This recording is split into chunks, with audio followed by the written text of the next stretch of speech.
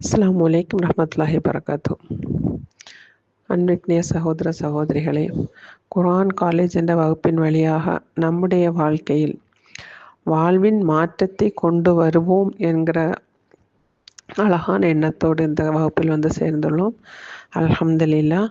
இந்த வகுப்பின் 3வது வகுப்பாக நம்ம பார்த்தது வகுப்பு என்ன அப்படின்னா, நம்முடைய உள்ளம் திருமறை குர்ஆன் வந்து இவ்வளோ தூரம் எல்லா விஷயங்களையும் சொன்னப்படவும், அதே நம்முடைய வாழ்க்கையில் அது மாற்றத்தை தரல அப்படின்னு சொன்னால், அதை குர்ஆன்லேயே அல்லாஹ் சொல்கிறான். யாருடைய வாழ்க்கையில் அதை மாற்றத்தை கொண்டு வரணும்னா அவருடைய உள்ளம், அவருடைய சிந்தனை, அது அவருடைய கல்பு வந்து அந்த குர்ஆனை பற்றிய சிந்தனை வரணும். அவருடைய உள்ளத்தில் வந்து அந்த குர்ஆனை பற்றிய சிந்தனைக்கு இடம் கொடுத்தா தான் அவருடைய வாழ்க்கையில் மாற்றத்தை கொண்டு வரும். நம்முடைய வாழ்க்கை குர்ஆனாக இருக்கும் அப்படிங்கிறத பற்றி அல்லாஹ் குர்ஆனில் ஏராளமான வசனங்களில் சொல்லி காட்டுகிறான். அப்படி பார்க்கும்போது நம்ம 3வது கிளாஸில் பார்த்தது வந்து 2வது கிளாஸுடைய தொடர்ச்சியாக பார்த்தோம். 2வது கிளாஸில் கடைசியாக பார்க்கும்போது யாருடைய உள்ளம் வந்து அல்லாஹ்வுடைய பெயர் கூறப்படும் போது, அல்லாஹ்வுடைய அத்தாட்சிகளை பற்றி சொல்லும்போது அவளுடைய உள்ளம் வந்து உடலெல்லாம் சிலிர்த்து அப்படி அவங்களுடைய கண்ணெல்லாம் கண்ணீர் அதுக்குள்ள அந்த சிந்தனை போய் அவங்களுடைய கண்ணிலேருந்து கண்ணீர் வருதோ அவங்களுக்கு தான் இந்த குர்ஆன் வந்து பயன் தரும் அப்படிங்கிறத வந்து 2வது கிளாஸில் கடைசியாக பார்த்தோம். அதில் வந்து 39வது அத்தியாயம் 23வது வசனத்தை பற்றி சொல்லி தந்தாங்க. அதில் அல்லாஹ் சொல்லும்போதும் அழகிய செய்தியை அல்லாஹ்வே அருளினான். அல்லாஹ் சொல்லலாம், அழகிய செய்தியை அல்லாஹ்வே அருளினான். அவை திரும்ப திரும்ப கூறப்பட்டதாகவும் ஒன்றை ஒன்று ஒரு தொடர்புள்ளதாகவும் அப்படி இருக்குன்னு அல்லாஹ் சொல்லலாம். சொல்லிட்டு தமது இறைவனை அஞ்சுவோரின் தோள்கள் இதனால் சிலிர்த்து விடுகிறது. அப்போ யார் அல்லாஹுவை பற்றி சிந்தனை அது அச்சத்தோடு யார் இருக்காங்களோ அவங்களுக்கு தான் அந்த ஒரு வசனங்கள் எல்லாம் அந்த அல்லாஹ் குர்ஆனில் சொல்ல விஷயங்கள்ல அவங்களுக்கு தான் அந்த கேட்கும்போது அவங்களுடைய தோள்கள் எல்லாம் என்ன செய்யுமா சிலிர்த்துரும் அப்படின்னு சொல்லி அல்லாஹ் சொல்லலாம். பின்னர் அவர்களின் தோள்களும் உள்ளங்களும் அல்லாஹ்வை நினைப்பதற்காக மென்மை அடைகின்றது அப்படின்னு சொல்லி அல்லாஹ் சொல்லலாம். இவர்களுக்கு தான் நேர்வழி. அப்போ அந்த அல்லாஹ்வுடைய வசனத்தை கேட்கும்போது அவங்களுடைய உள்ளமும் தோள்களும் ரெண்டு சேர்த்து அல்லாஹ் சொல்லலாம். தோள்களும் உள்ளங்களும் அல்லாஹ்வை நினைப்பதற்காக, அல்லாஹுவை பற்றி நினைக்கிறதுக்காக என்ன செய்தான் மென்மை அடைகிறதுன்னு அல்லாஹ் சொல்லலாம். குலூபுகும் இல்லா திக்கிரில்லா, அல்லாஹை நினைக்கிறதுக்காக வேண்டியும் மென்மை அடைஞ்சிருது. அப்போ நம்மளுடைய உள்ளம் அப்படிப்பட்ட உள்ளமாக இருக்கணும். குர்ஆனுடைய வசனத்தை நாம் கேட்கும்போது அந்த அல்லாஹ்வுடைய அந்த சான்றுகளெல்லாம் அல்லாஹ் சொல்லும்போது நம்முடைய உள்ளம் வந்து அதை கேட்டு அப்படி உருகணும். அப்போ தான் நம்முடைய கண்ணில் என்ன செய்யும், கண்ணீர் வரும். அது எப்படி யாருக்கு வரும்? இறையச்சம் உள்ளவங்களுக்கு தான். இறையச்சம் உள்ளவங்களுக்கு அதில் இன்னொரு வசனத்துலேயும் அதை பார்க்குறோம். 17வது அத்தியாயம் 109வது வசனத்துல அல்லாஹ் சொல்லும்போது அவர்கள் அழுது குப்புற விழுகின்றனர். யாரு? அந்த இறைச்சம் உள்ள ஆளுக்கு மட்டும்தான் இது வரும். அந்த இடத்துல அல்லாஹ் அடுத்தது சொல்லும்போது அவர்களின் அடக்கத்தை அதிகமாக்குகிறது அப்படின்னு. அப்போ அவங்களுக்கு வந்து ஒரு விஷயம் நடந்துட்டு அப்படின்னு சொல்லும்போது, ஒரு இதை சொல்லும்போது இது அல்லாஹ்விடத்துல இருந்து வந்தது, அல்லாஹ்கிட்ட அப்படிங்கிற ஒரு இறையச்சம் அவங்களுக்கு வரும். வந்தால் தான் அது வந்து அவங்களுக்கு அடக்கத்தை அல்லாஹ் அதிகமாக்கி கொடுக்குறான். அவங்களுக்கு தான் அந்த குர்ஆன் வசனம் வந்து பயனுள்ளதாக இருக்குது. இன்னும் அல்லாஹ் ஒரு இடத்துல சொன்னா இதாஜா நஸ்ருல்லாஹி வல் ஃபத்ஹ், நம்ம எப்போவுமே ஓதக்கூடிய வசனம் தான். அதுலேயும் அல்லாஹ் சொல்லலாம், அல்லாஹ்வின் உதவியும் வெற்றியும் வரும்போது, அல்லாஹ்வின் மார்க்கத்தில் மக்கள் அதிகமாக கூட்டம் வரும்போது அதை பார்த்துட்டு அல்லாஹ் என்ன செய்ய சொல்லலாம், இறைவனை புகழ்ந்து போற்றுங்கன்னு தான் சொல்லலாம். அவனிடத்தில் மன்னிப்பு கேடுங்கன்னு சொல்லலாம். அப்போ கூட்டம் வந்துட்டு என்னால் வந்தது அப்படிங்கிற ஒரு மமதை போயிடும். அப்போ அங்கே வந்து அல்லாஹ் இடத்துல மன்னிப்பு கேட்குற அல்லாவே சொல்லலாம், அல்லாஹ் புகழுங்க, அல்லாஹ்ட்ட மன்னிப்பு கோருங்க. அப்போ அங்கே நம்ம ஒரு அடக்கம் வந்துடுது. அந்த அடக்கம் யாருக்கு தான் வரும்? இறைச்சம் உள்ளவங்களுக்கு தான் வரும். இன்னும் ஹதீஸில் நம்ம பார்க்குறோம், மக்கா வெற்றி கிடைக்கும் போது ரசூலுல்லாஹ் போகும்போதும் தலையை தாழ்த்தி போகிறாங்க அப்படின்னு. எதுக்கு? அல்லாஹ்கிட்ட இருந்து வந்த வெற்றி அப்படிங்கிற எண்ணத்தில். அதான் இறையச்சம். அதுதான் அல்லாஹ் அந்த 17வது அத்தியாயம் 109வது வசனத்தில் அல்லாஹ் சொல்லும்போதும் அவர்கள் முகம் குப்புற விழுகிறார்கள், அவர்களின் அடக்கத்தை அல்லாஹ் அதிகமாக்குகிறான் அப்படின்னு சொல்கிறோம். அப்போ அந்த அழுது முகங்குப்புற விழுவதெல்லாம் வந்து அந்த குரானுடைய வசனத்தோட தாக்கம் நம்மளுக்கு புரியணும். புரிஞ்சாம தான் நம்மளுக்கு வந்து அது கண்லேருந்து கண்ணீரை வர வைக்கும். நம்முடைய உடல் தோள்கள் எல்லாம் வந்து என்னது மெய் சிலிர்க்க மாதிரி வரும். இதை வந்து நம்ம பார்க்குறோம். இன்னும் அந்த இடத்துல 5வது அத்தியாயம் 83வது வசனத்திலே சொல்லும்போதும், இத்தூதருக்கு அருளப்பட்டதை அவர்கள் செவியுறும்போது உண்மையை அறிந்து கொண்டதால் அவர்களின் கண்களில் கண்ணீர் வடிவதை நீர் காண்பீர் நல்லா சொல்லலாம். அந்த குர்ஆனுடைய வசனங்களை கேட்கும்போது இதில் உள்ள உண்மை தன்மை புரியும் போது அவருடைய கண்கள்ல இருந்து கண்ணீர் வடியும் அப்படின்னு.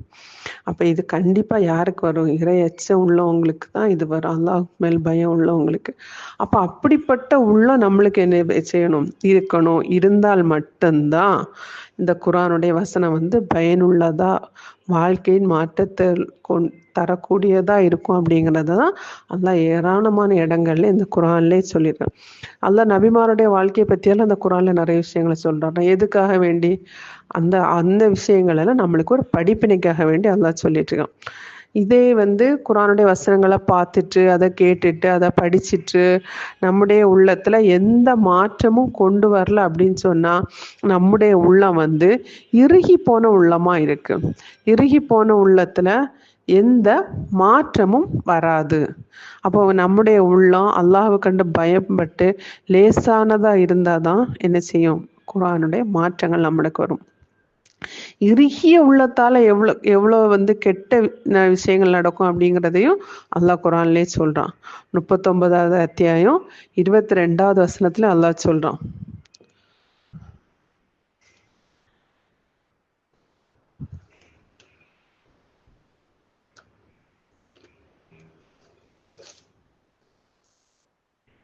இருபத்தி 22வது வசனத்துல அல்லாஹ் சொல்லும்போது, யாருடைய உள்ளத்தை இஸ்லாத்திற்காக அல்லாஹ் விரிவடை செய்து விட்டானோ அவர் தமது அல்லாஹ்விடம் கிடைத்த ஒளியில் இருக்கிறார்கள்.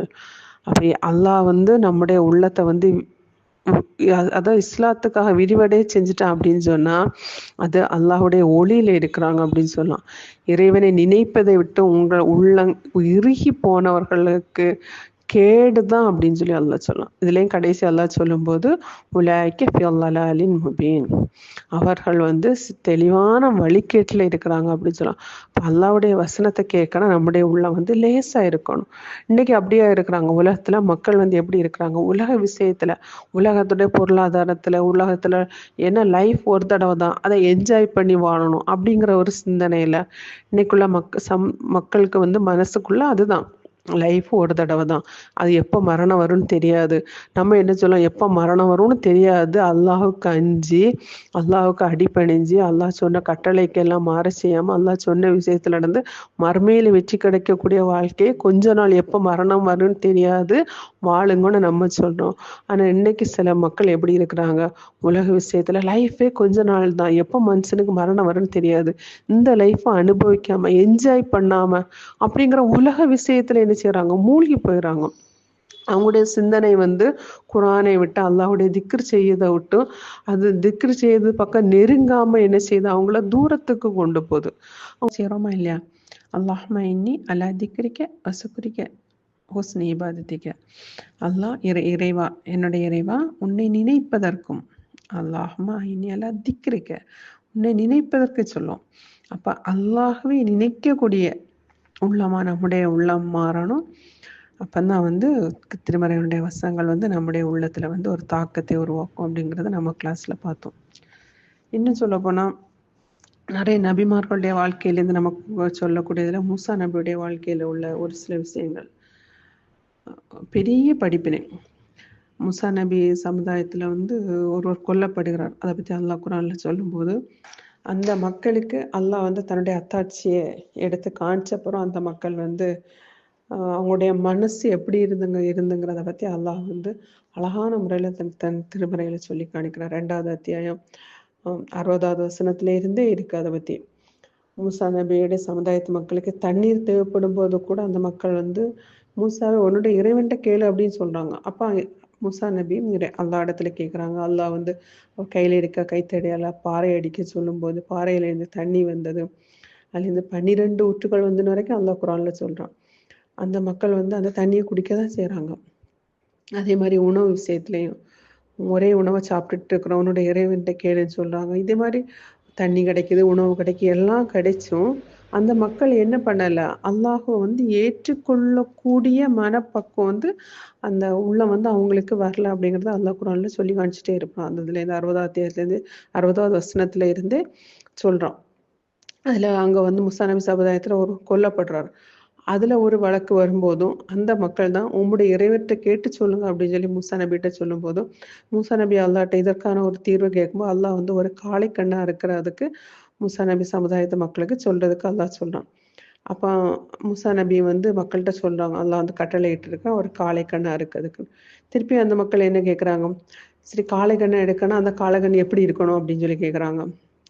அப்பவும் மூசா நபி அவங்க கேட்கும்போதே உன்னுடைய இறைவன்கிட்ட கேட்டு சொல்லு அப்படின்னு தான் சொல்லுவாங்க. அப்போ மூசா நபி இறைவன்கிட்ட கேட்குறாங்க. அப்போ இறைவன் வந்து அதுக்கு அந்த காளை கண்ணு எப்படி இருக்கணும் அப்படிங்கிறத பற்றி சொல்றான். அந்த காளை கண்ணு வயசானதா இருக்கக்கூடாது, கிளறு தட்டினதா இருக்கக்கூடாது, கண்ணாவும் இருக்கக்கூடாது, நடு இடைப்பட்ட தரத்தில் உள்ளதா இருக்கணும் அப்படின்னு. அதையும் சொல்லும்போது திருப்பியும் கேட்குறாங்க. சரி அது இருக்கட்டு, அதுக்கு நிறம் எப்படி இருக்கணும் அப்படின்னு கேட்குறாங்க. திருப்பி அதே மாதிரி கேட்குறாங்க. அப்போ வந்து அல்லாஹ் வந்து சொல்றான், அது வந்து பார்ப்போரை பரவசப்படுத்தக்கூடிய கருமஞ்சள் நிறமா இருக்கும் அப்படின்னு. அப்போ அதையும் வந்து மக்கள்கிட்ட சொல்றாங்க இப்படி இருக்கணும் அப்படின்னு.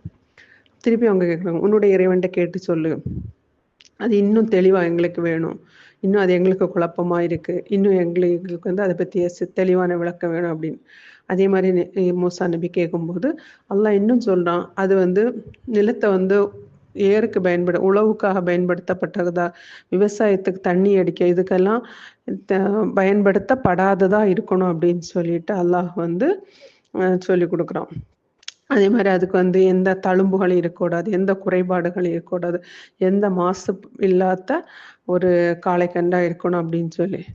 அப்போ அதே வந்து மூசா நபி மக்கள்கிட்ட சொல்லும்போது அப்போ அந்த மக்களாம் இப்போ தான் நீங்கள் சரியாக சொன்னீங்க அப்படின்னு சொல்லி அதே மாதிரி எல்லாமே செய்கிறாங்க. செய்தாலும் இவ்வளவு தெளிவான ஒவ்வொரு விஷயங்களையும் அல்லாஹ்ட்டேருந்து மூசா நபி கேட்டு சொல்றாங்க. அப்ப அல்லாஹ்வுடைய டைரக்டான ஒரு அத்தாட்சி அவங்களுக்கு கிடைக்குது. கிடைச்ச பிறகு அந்த மக்களுடைய உள்ளம் எப்படி இருந்து இறுகி போன உள்ளமா இருந்ததுனால தான் இந்த அத்தாட்சிகள் எல்லாம் பார்த்தப்புறம் அவங்களுக்கு அதை ஏற்றுக்கொள்ளக்கூடிய மனப்பக்குவம் வரல அப்படிங்கிறதையும் குரான்ல அல்லாஹ் சொல்லக்கூடிய இந்த வசனத்துல இருந்தாலும் பார்க்கலாம். ஏன்னா அதில் கடைசி அல்லாஹ் சொல்லும் போதும் 74வது வசனத்துல சொல்லும் போதும் இதன் பின்னர் உங்கள் உள்ளங்கள் பாறையை போன்று அல்லது அதைவிட கடுமையாக இறுகிவிட்டன. ஏனெனில் சில பாறைகளில் ஆறுகள் பொங்கி வழிவதுண்டு, சில பாறைகள் பிளந்து அதில் தண்ணீர் வருவதுண்டு. அல்லாஹ்வின் அச்சத்தால் உருண்டு விழும் பாறைகளும் உள்ளன. நீங்கள் செய்வதே அல்லாஹ் கவனிக்காதவனாக இல்லை அப்படின்னு சொல்லி அல்லாஹ் சொல்லலாம். அதான் சொல்லுவோம், பாறை வந்து எவ்வளவோ இறுக்கமான ஒரு பலமான ஒரு பாறை. சில பாறைகள் எப்படி இருக்குமா, அதுல இருந்து ஆறு பொங்கி வரும். சில பாறை வந்து பிளந்து அதுலேருந்து தண்ணி வரும். சில பாறை வந்து அல்லாவுடைய அச்சத்தால உருண்டே விழுந்து போயிடும் அப்படின்லாம் அல்லாஹ் உதாரணம் சொல்லலாம். இதை விட எல்லாம் உங்களுடைய உள்ளங்கள் பாறையை போன்ற இது இறுக்கம் ஆயிட்டு அப்படின்னு சொல்லிட்டு அப்போ இவ்வளோ அத்தாட்சிகள் எல்லாம் கைக்கு மேலே அவர்களுக்கு வந்தப்போ அவங்களுடைய உள்ள பாறை போல இறுகி போயிட்டு அப்படின்னு சொல்லலாம். ரப்பல் ஆலமீன் நம்மளை பாதுகாக்க. நம்மளுக்கு ஒரு குர்ஆனுடைய வசனங்கள் ஒரு அத்தாட்சிகள் பார்க்கும்போது நம்முடைய உள்ளங்கள் எப்படி இருக்கணும், லேசானதாக அல்லாஹ்வை திக்ரு செய்யக்கூடிய உள்ளமாக நம்முடைய உள்ளங்களை அல்லாஹ் மாற்றி வைக்கணும். இன்னும் நிறைய வசனங்கள் அதுல இருந்து சொல்லி தர்றாங்க. ஃபிரௌனுடைய அவையில் நடந்த விஷயத்தை பற்றி கிளாஸ்ல பார்த்தோம்.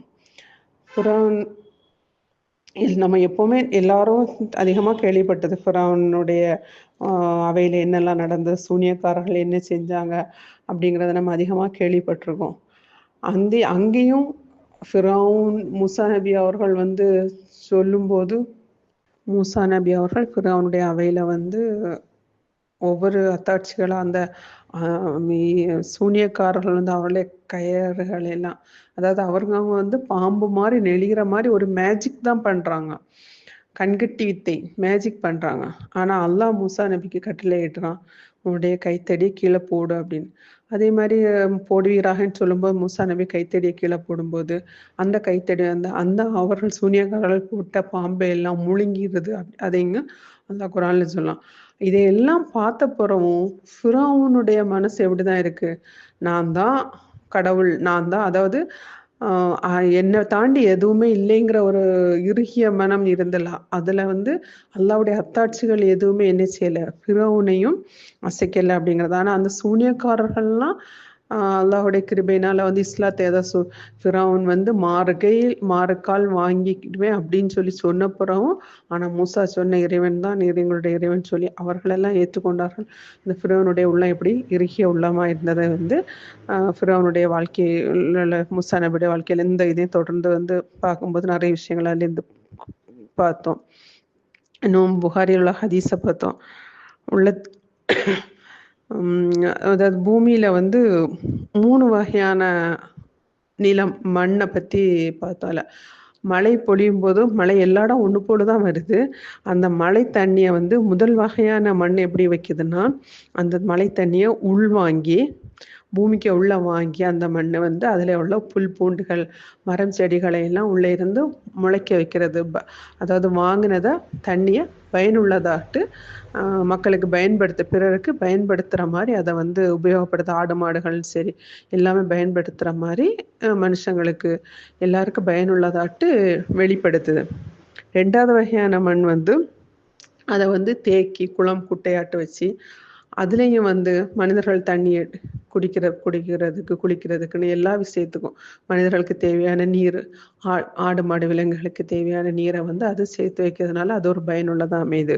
3வது வகையான மண் எவ்வளோ தான் தண்ணி வந்தாலும் அதை வந்து குடிச்சு உள்ள போகுதே தவிர அது வந்து வெறும் கட்டாந்தரையாட்டு புல் பூண்டு எதுவும் முளைக்காத வெடிச்ச நிலமாகவும் பயனில்லாத நிலமாகவும் அமையுது. இதை மாதிரி தான் ஒரு விஷயங்களும் நாம படிச்ச விஷயத்த மக்களுக்கு எடுத்து சொல்லி மக்களுக்கு பயன்படுற மாதிரி முதல் வகையான ஒரு மண் சொன்ன உதாரணத்துக்கு சொல்றாங்களா, அதை போல நாம இருக்கணும். நம்ம குர்ஆனுடைய விஷயத்தை நாம படிக்கணும், அதேபோல நம்முடைய வாழ்க்கையை மாற்றி அமைக்கணும். நாம அதான் இந்த மக்களுக்கு எத்தி வைக்கக்கூடியவங்களாகவும் என்ன செய்யணும், அல்லாஹ் ரப்பல் ஆலமீன் நம்மளை ஆக்கி அருள் புரியணும். வகுப்பில் நாம பார்த்தது, இந்த குர்ஆன் வந்து நம்முடைய உள்ளத்துக்குள்ள போய் சேரணும் அப்படின்னு சொன்னா அதுக்கு ஒரு 4 பண்புகள் வேணும் அப்படின்னு சொல்லி பார்த்தோம். அதில் ஃபஸ்ட்டு அல்லாஹ் தன்னுடைய திருமறையில் சொல்லும்போது 59வது அத்தியாயம் 21வது வசனத்தில் அல்லாஹ் சொல்றான், இந்த குர்ஆனை ஒரு மலையின் மீது நாம் இறக்கியிருந்தால் அது அல்லாஹ்வின் அச்சத்தால் பணிந்து நொறுங்கி விடுவதை காண்பீர். மனிதர்கள் சிந்திப்பதற்காக இந்த உதாரணங்களை அவர்களுக்கு கூறுகிறோம் அல்லாஹ் சொல்லலாம்.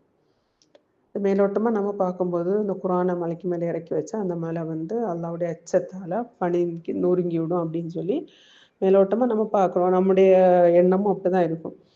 அப்போ நம்மளுக்கு ஒன்று தெரியும், குர்ஆன் வந்து வெயிட்டானது கிடையாது, மலையே நொறுங்குற அளவு வெயிட்டானது கிடையாது. அப்போ அல்லாஹ்வுடைய அச்சத்தால் பணிந்து நொறுங்கிடும் அல்லாஹ் சொல்லலாம். அந்த மலை வந்து எப்படி உறுதியானது, யாரையும் வந்து சொல்லும் போதே உதாரணத்துக்கு சொல்லுவோம், அவங்க பயங்கர மலை போல உறுதியான ஆளப்பா, எவ்வளோ பிரச்சனை வந்தாலும் தாங்கிக்கிடுவாங்க அப்படின்னு சொல்லி சொல்லுவோம். அவ்வளோ உறுதியானது அல்லாஹ் குர்ஆன்ல சொல்லும்போது, பூமி வந்து ஆடாமல் இருக்கிறதுக்காக அதனுடைய ஓரங்களில் எல்லாம் மலையை வச்சிருக்கிறேன் அப்படின்னு சொல்லலாம்.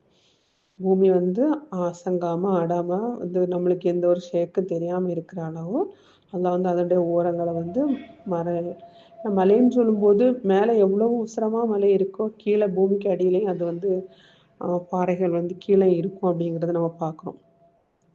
அவ்வளோ மலை, உறுதியான மலை, யாருக்காகவும் எந்த நேரத்துலையும் அசங்காத மலை. அந்த மலையை மாற்றி வைக்கவே முடியாது, அப்படிப்பட்டது தான் மலை.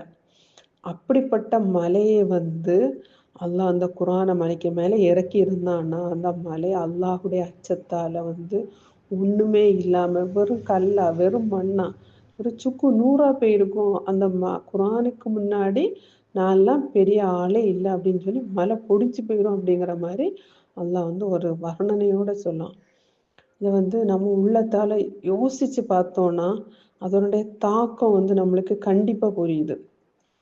நம்ம மேலோட்டமாக படித்தா தெரிகிறத விட அதை ஒரு நிமிஷம் யோசித்தோன்னா அப்போ திருமறை குரானுடைய அல்லாஹுடைய வார்த்தைகள் எவ்வளவு வலுவானது அப்படிங்கிறத ஒரு நிமிஷம் சிந்திக்கக்கூடியவங்களுக்கு கண்டிப்பாக, ஏன்னா மலையே வெறும் மண்ணா பெறும் அப்படிங்கிற ஒரு சிந்தனை உருவாக்கும் போது சுபஹான் அல்லாஹ் எவ்வளோ பெரிய விஷயம் அப்படிங்கிறது நம்ம யோசிக்கணும். இதில் பெருசா அறிவாளி தான் இதான் பார்த்தா அறிவு இல்லை. முதல்ல குரானுக்கு முன்னாடி நம்ம ஒன்று இல்லை அப்படிங்கிற ஒரு மனசு வருதுல்ல, அந்த பக்குவம் தான் நம்மளை அந்த பண்பு இருந்தால் தான் நம்மளுக்கு குரானுடைய எல்லா விஷயங்களையும் நம்முடைய உள்ள போகும். இது ஃபர்ஸ்ட் பண்பாக இருக்கணும் அப்படிங்கிறத. இன்னும் சொல்லும்போது 7வது அத்தியாயம் 204வது வசனத்திலையும் அல்லாஹ் சொல்லும்போது, குரான் ஓதப்படும் போது அதை செவிமடுங்கள், வாய் மூடுங்கள்னு சொல்லிட்டு, அதாவது செவிமடுத்து வாய் மூடுங்கள், நீங்கள் அருள் செய்யப்படுவீர்கள்.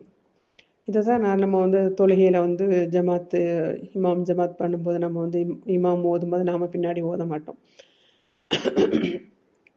அமைதியானு கேட்டுட்டு இருப்போம். நம்மளுக்கு பொருள் தெரியல, அதனுடைய தாக்கம் நம்மளுக்கு புரியல, ஆனால் நம்ம என்ன செய்கிறோம், பேசாமல் கேட்டுட்டு இருக்கோம்.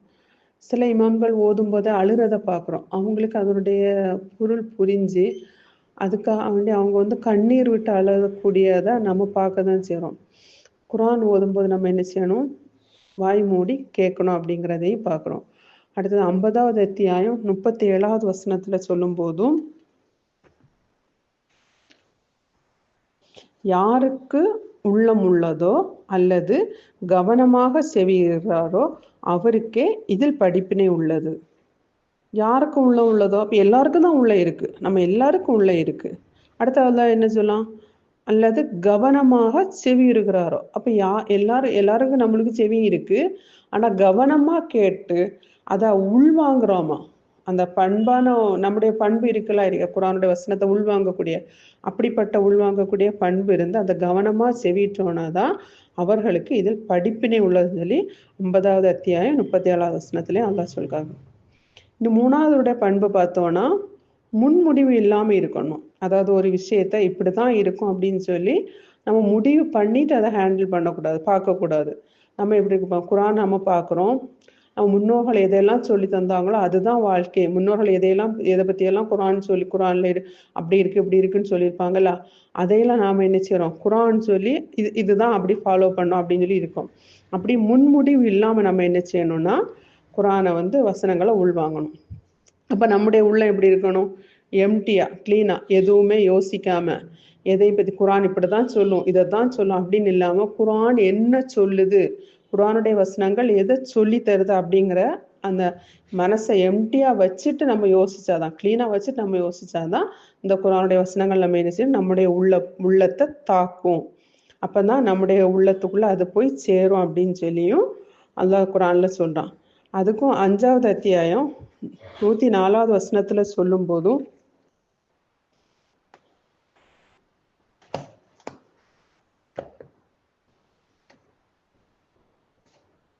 அல்லாஹ் அருளியதை நோக்கியும் இத்தூதரை நோக்கியும் வாருங்கள் என்று அவரிடம் கூறப்பட்டால் எங்கள் முன்னோர்கள் எதில் கண்டோமா அதுவே எங்களுக்கு போதும் என்று கூறுகிறார்.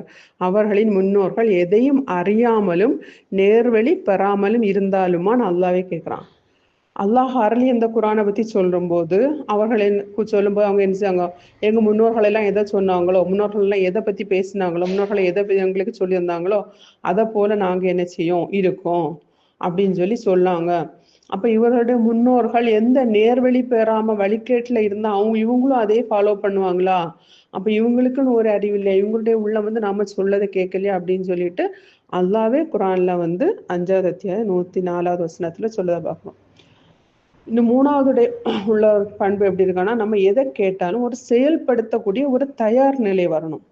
அப்படி இருந்தாதான் அந்த குரான் அவங்களுடைய குரான் உள்ளத்தை பண்படும் அப்படின்னு சொல்லி பார்த்தோம். அதுலேயும் 39வது அத்தியாயம் 18வது வசனத்தை, 35வது அத்தியாயம் 28, 29 வசனங்கள்லையும் இதை பற்றி பார்த்தோம். இன்னும் இதை மாதிரி அதிகமான வசனங்களை படிக்கக்கூடியவங்களாகும் அதை கேட்டு நம்முடைய வாழ்க்கையில் செயல்படுத்தக்கூடியவர்களாகவும் நம்ம என்ன செய்யணும், ஆகக்கூடியவர்களாக அல்லாஹ் நாம் அனைவரையும் ஆக்கி அருள் புரிய வேண்டும் என்ற பிரார்த்தனை செய்து அஸ்ஸலாமு அலைக்கும் வரஹ்மத்துல்லாஹி வபரகாத்துஹு.